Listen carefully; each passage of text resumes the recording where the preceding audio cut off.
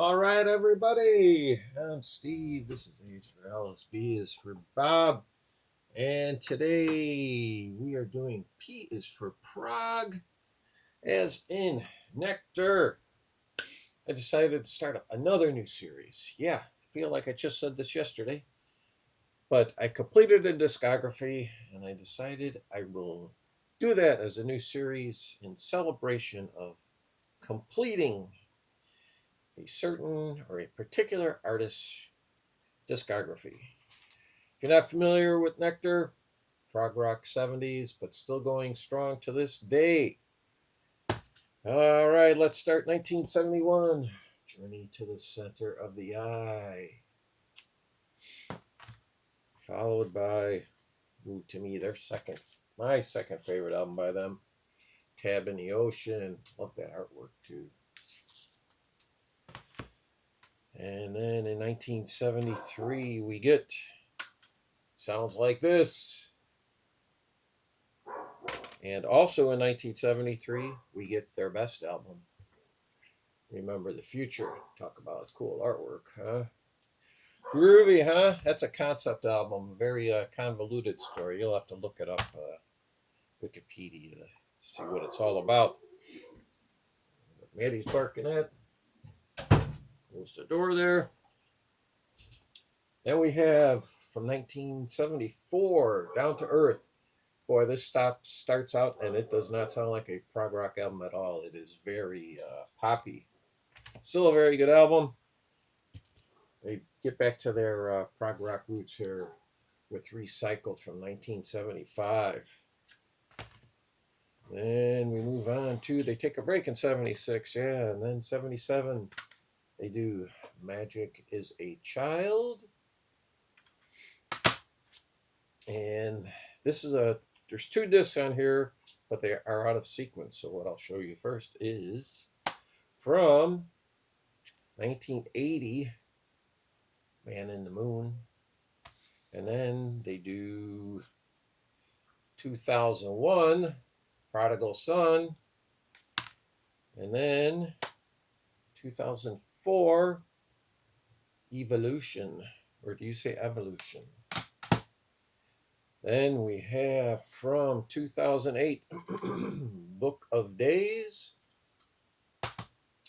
And 2012, A Spoonful of Time, which is an album of covers. And they have a who's who list of musicians on here.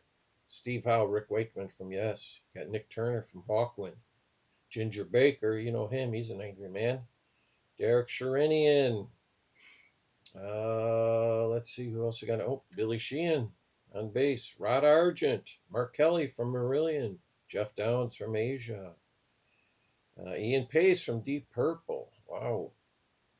And let's see. Oh, Billy Sherwood, also from Yes. And Patrick Moraz from Yes.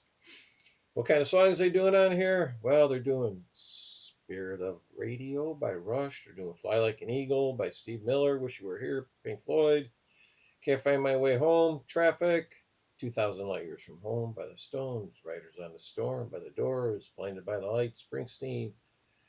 Dreamweaver, Gary Wright. I'm Not in Love, 10cc. And Africa by Toto. Going a little yacht rock there on us. In 2013, we have Time Machine. And 2018, now, this is where it gets a little confusing because there are two Nektars. There's Nektar and there's New Nektar. This is the first album by New Nektar, okay? And it is a horrible album cover. It's called Megalomania. Look at the art on it. That is just horrible. But I was able to get the vinyl at a cheap price. Then we have the other side. This is released as Nektar, the US-based Nektar, not the Germany-based Nektar.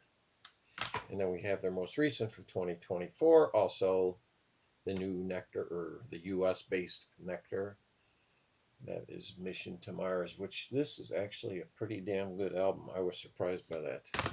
And now what else do I have by Nektar? Well, I've got their first live album from 1973 at the Roundhouse.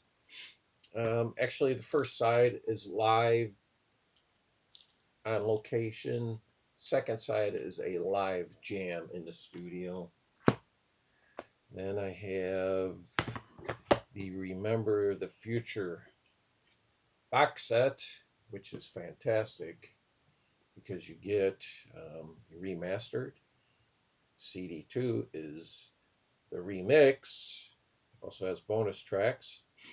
CD3, that's live in Germany. So is CD4, that's a long concert. And then disc 5 is Blu-ray, which is for Remember the Future in whole. And then also visual content of the Remember the Future promotional film. And then on the Old Gray Whistle Test. And then I have another box set of theirs. Their live anthology, 74 through 76. On this, we get a concert on June 12th, 74. And it has to be in Germany. And then April 26th, 75 in Detroit, Michigan at the Palace Theater.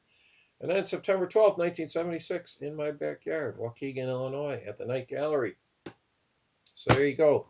If you're not familiar with Nektar, check them out, because I would tell you, if for any reason, if you like Chris Squire's bass playing, especially if you listen to the stuff around the era of Tab in the Ocean and Remember the Future, almost sounds like Chris Squire on bass. So he was definitely influenced by him.